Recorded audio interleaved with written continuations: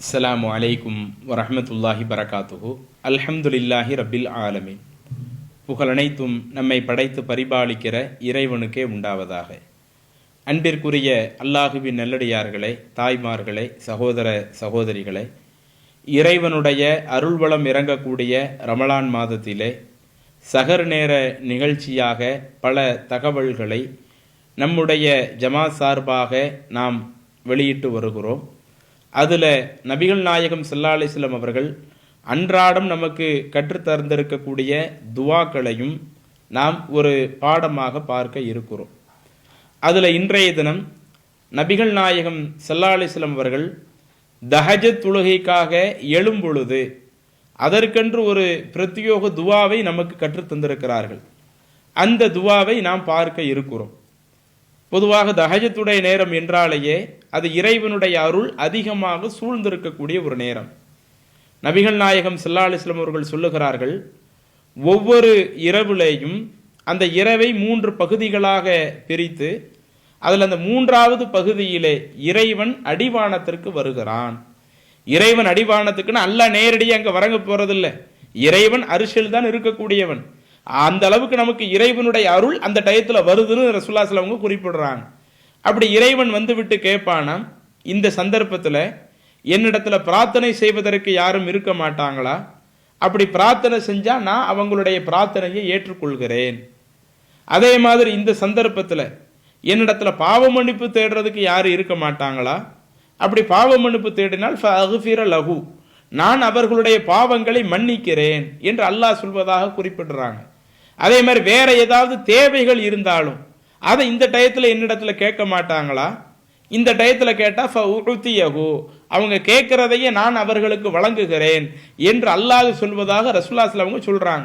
அப்ப அந்த தஹஜத்தினுடைய நேரம் இரவை 3 பகுதியாக பிரித்து அதுல கடைசி 3வது பகுதியில் இருக்கக்கூடிய நேரம் இறைவனுடைய அருள் அதிகம் இறங்கக்கூடிய நேரமாக இருப்பதாகவும், அல்லாவே அந்த டயத்தில் நீங்க என்கிட்ட பாவ மன்னிப்பு கேளுங்க, ஏதாவது கேளுங்க, துவா செய்யுங்க, நான் நீங்க கேட்கறது தர்றதுக்கு தயாராக இருக்கிறேன் என்று சொல்லக்கூடிய ஒரு நேரமாக இருக்கிறது. அப்ப அப்படிப்பட்ட அந்த நேரத்துல நாம எழுந்து ஒரு 2 ரக்காய் தொழுகிறோம், இப்படி இந்த மாதிரியான துவாக்களை நாம சொல்றோம். அப்படி செய்தோம் என்று சொன்னால் அது நமக்கு எவ்வளவு பெரிய ஒரு சிறப்பாக இருக்கும் என்பதை நீங்கள் சற்று சிந்தித்து பார்த்து கொள்ளுங்கள். அது ரசூலுல்லாஹி ஸல்லல்லாஹு அலைஹி வஸல்லம் அப்படி என்ன துவா ஓதி இருக்கிறாங்க அப்படின்னு நீங்க பார்க்கிறதா இருந்தா, சஹீஹுல் புகாரியில 6317வது செய்தியாக பதிவு செய்யப்பட்ட ஒரு ஹதீஸ். இப்னு அப்பாஸ் ரலியல்லாஹு அன்ஹு அவங்க குறிப்பிடுறாங்க. ஏன் இப்னு அப்பாஸ் அவங்களால தஹஜத்துடைய நேரத்தில் ரசூலுல்லாஹி ஸல்லல்லாஹு அலைஹி வஸல்லம் ஓதுறதை அறிவிக்க முடியுது அப்படின்னு பார்த்தா, அந்த இப்னு அப்பாஸ் அவங்க ரசூலுல்லாஹி ஸல்லல்லாஹு அலைஹி வஸல்லம் அவங்களுடைய மனைவியர்கள்ல அன்னை மைமூனா ரலியல்லாஹு அன்ஹா அவர்களுடைய அக்கா பையன். இப்னு அப்பாஸ் மைமூனா ரலியல்லாஹு அன்ஹா அவங்களுக்கு அக்கா பையன்.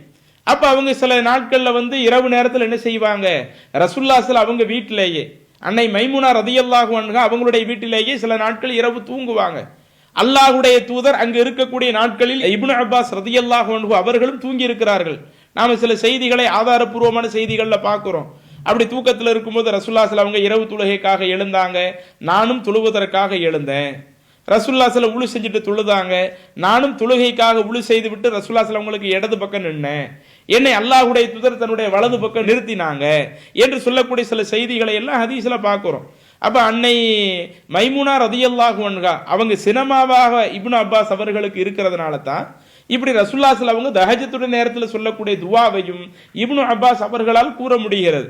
அப்ப இப்னு அப்பாஸ் அவங்க சொல்லி காட்டுறாங்க, கானன் நபி ஸல்லல்லாஹு அலைஹி வஸல்லம் இதா காம மினல் லைலி யதஹஜ்ஜத், அல்லாஹ்வுடைய தூதர் நபி ஸல்லல்லாஹு அலைஹி வஸல்லம் அவர்கள் தஹஜத்துடைய நேரத்தில் எழக்கூடியவர்களாக இருந்தால் அப்போது கால அல்லாஹ்வுடைய தூதர் சொல்லுவார்கள், அல்லாஹும்ம லக்கல் ஹம்த் அன்த நூறு சமாவாத்தி வல் அருள் வமன் ஃபீஹின்ன வலக்கல் ஹம்து அன்த கையுமு சமாவாத்தி வல் அருள் வமன் ஃபீஹின்ன வலக்கல் ஹம்து அன்தல் ஹக் வ வஅதுக ஹக் வ கவுலுக ஹக் வ லிகாஉக ஹக் வல் ஜன்னத்து ஹக் வ நாரு ஹக் வ ஸாஅத்து ஹக் வ நபிய்யுன ஹக் வ முஹம்மதுன் ஹக் அல்லாஹும்ம லக அஸ்லம்து வ அலைக தவக்கல்து வ பிக ஆமன்து வ இலைக அனபது وبك خاصمت وإليك حاكمت فاغفر لي ما قدمت وما أخرت وما أسررت وما أعلنت أنت المقدم وأنت المؤخر لا إله إلا أنت என்ற இந்த பிரார்த்தனையை ரசூலுல்லாஹி ஸல்லல்லாஹு அலைஹி வஸல்லம் தஹஜ்ஜுடைய நேரத்திற்காக எழுந்தால்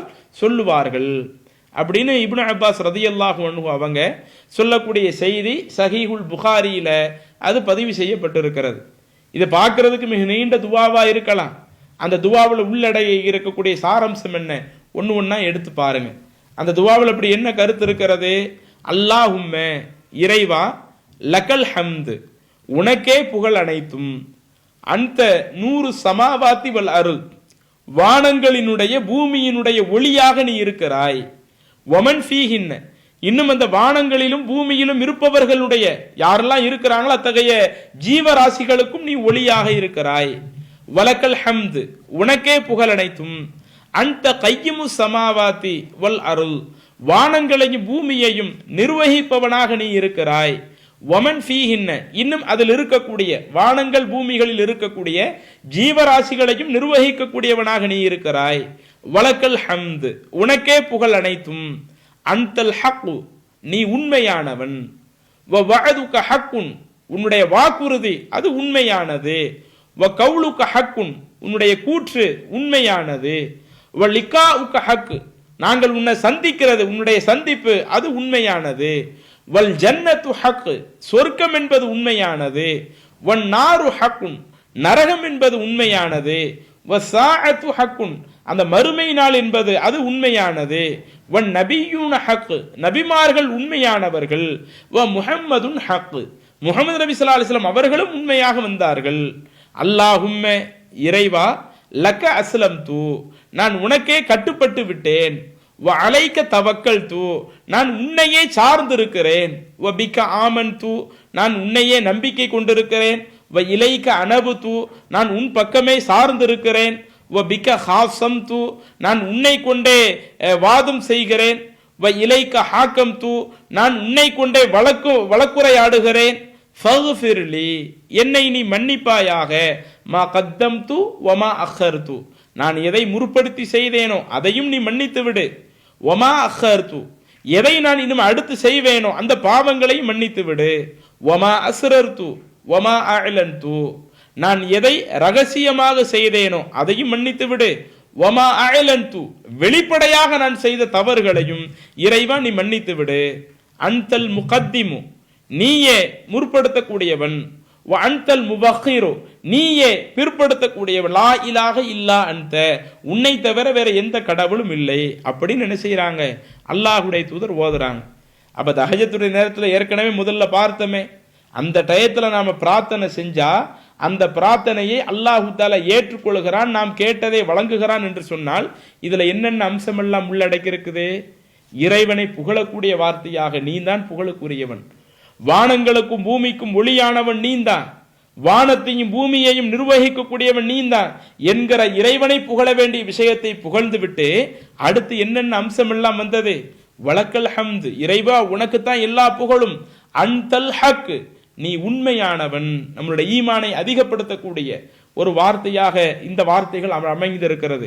வ வஅதுக ஹக்குன் உன்னுடைய வாக்குறுதி உண்மையானது, அதே மாதிரி வ கவுலுக ஹக் நீ கூறிய அத்துணை கூற்றுக்களும் நான் இந்த குர்ஆனை உண்மை என்று சொல்லுகிறேன். அதே மாதிரி ரசூலுல்லாஹி ஸல்லல்லாஹு அலைஹி வஸல்லம் அவர்கள் மூலமாக நீ என்னென்ன வகை செய்தியை அருளினாயோ அத்துணை நான் உண்மை என்று உன்னுடைய கூற்றை உண்மை என்று நம்புகிறேன்.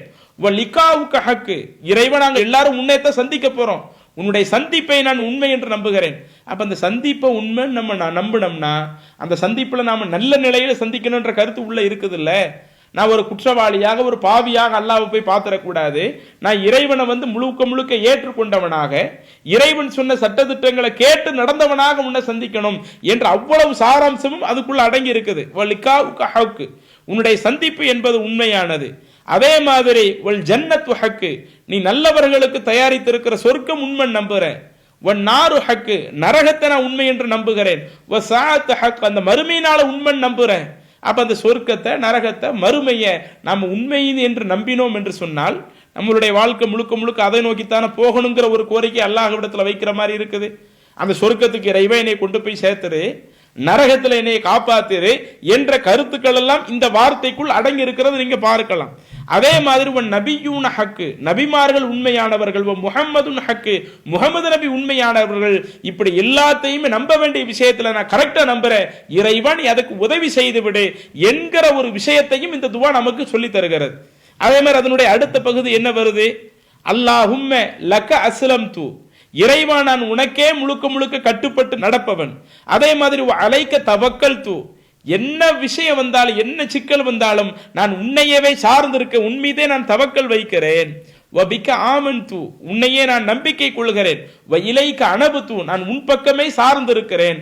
முழுக்க முழுக்க தன்னிடத்தில் தன்னை அல்லாஹ்விடத்திலேயே ஒப்படைப்பதை போல நீ சொன்னதைத்தான் கேட்பேன், நீ சொன்ன விஷயத்துல நான் சரியா நடந்துக்குவேன், என்ன சிக்கல் வந்தாலும் எனக்கு நான் பொறுப்பாளியாக உன்னைத்தான் நான் ஆக்கி வைப்பேன், அந்த அளவுக்கு நான் உன் மேல தவக்கல் வைப்பேன், உன்னையே சார்ந்திருப்பேன் என்று சொல்வது போன்ற வார்த்தைகள் இருக்குது. வபிக்க ஹாசம் தூ, நான் வழக்குரைப்பதாக இருந்தாலும், வ இலைக்க ஹாக்கம் தூ, அதே மாதிரி நான் தீர்ப்பு பெறுவதாக இருந்தால் எல்லாம் உன் பக்கம் தான் இருக்கும் என்று முழுக்க முழுக்க தன்னுடைய உதவிகள் எல்லாத்தையுமே அல்லாஹ்விடத்துல சாட்டுற மாதிரியும், நான் அல்லாஹ்வுக்கு தான் அடிபணிந்து நடப்பேன் என்கிற ஒரு கோரிக்கையை வைப்பதை போலவும் அந்த பத்திகள் அமைந்திருப்பதை பார்க்கிறோம். அதே மாதிரி அதற்கு அடுத்த பத்திகள் என்ன சொல்லுகிறது? ஃபக்ஃபிர்லி மா கத்தம்து வமா அஹர்து, நான் இதுக்கு முன்னாடி நிறைய தப்பு பண்ணியிருக்கிறேன் மனிதர் என்ற அடிப்படையில், அந்த தவறுகளை இறைவா நீ மன்னிச்சிரு. அல்லாஹ்வுடைய தூதர் ஆரம்பத்தில் அந்த நபிமொழியில பார்த்தோம்ல, இந்த டயத்துல என்கிட்ட மன்னிப்பு கேட்டால் நான் மன்னிக்க தயாராக இருக்கிறேன் என்று அல்லாஹ்வுடைய தூதர் சொன்ன செய்திகளை பார்க்கிறோமே. அப்ப இந்த துவா நமக்கு என்ன சொல்லுதுன்னா, ஃபக்ஃபிர்லி மா கத்தம்து, நான் முன்னால் செய்த பாவத்தை இறைவா மன்னித்து விடு. வமா அஹர்து, நான் பின்னால் செய்ய இருக்கிற அந்த பாவத்தை மன்னித்து விடு. அதே மாதிரி வமா அஸ்ரர்து, யாருக்கும் தெரியாம ரகசியமா நான் தப்பு பண்ணால் அதையும் மன்னிச்சிரு. வமா அஅலன்து, நான் வெளிப்படையாக செய்த தவறுகளை மன்னித்து விடு. ஆக மொத்தம் நான் செய்த எல்லா தவறுகளையும் மன்னித்து விடு என்று அல்லாஹ்விடத்துல பாவ மன்னிப்பு கேட்கக்கூடிய விதமாக இருக்குது. அப்ப இவ்வளவு விஷயத்தை உள்ளடக்கிய அந்த பிரார்த்தனையை நாமும் ஒவ்வொரு நாட்களிலேயும் தஹஜத்துடைய தொழுகைக்காக எழுந்து தொழுவதற்கு முயற்சிக்கணும். அப்படி தஹஜத்துடைய தொழுகை தொழுகக்கூடியவர்கள் அவங்க அந்த தொழுகைக்காக எழுந்திருக்கும் பொழுது இந்த பிரார்த்தனையை மறவாமல் நாம் செய்தோம் என்று சொன்னால் இதுவும் நமக்கு பல்வேறு அம்சங்களை இந்த உலகத்திலேயும் சரி அல்லாஹ்வையே சார்ந்திருந்து இறைவனுடைய உதவியை பெற்று தருவதற்கு, மறுமையிலும் சரி முழுக்க முழுக்க நம்மளுடைய வாழ்க்கையை சிறப்பாக ஆக்குவதற்குரிய பல்வேறு அம்சங்களை இந்த துவா நமக்கு சொல்லி தருகிறது. அந்த துவாவை நாம் நம்மளுடைய வாழ்க்கையில முறையாக கடைபிடிக்கணும். இப்ப அந்த துவாவை மீண்டும் உங்களுக்கு ஒரு எடுத்து சொல்கிறோம். அல்லாஹும்ம லக்கல் ஹம்து அன்த நூறு சமாவாதி வல் அருள் வமன் ஃபீஹின்ன வலக்கல் ஹம்து அன்த கையிமு சமாவாதி வல் அர்தி வமன் ஃபீஹின்ன வலக்கல் ஹம்த் அன்தல் ஹக் வ வஅதுக ஹக் வ கௌலுக ஹக் வ லிகாஉக ஹக் வல் ஜன்னத்து ஹக் வன் நாரு ஹக் வ ஸாஅத்து ஹக் வன் நபிய்யூன ஹக் வ முஹம்மதுன் ஹக்.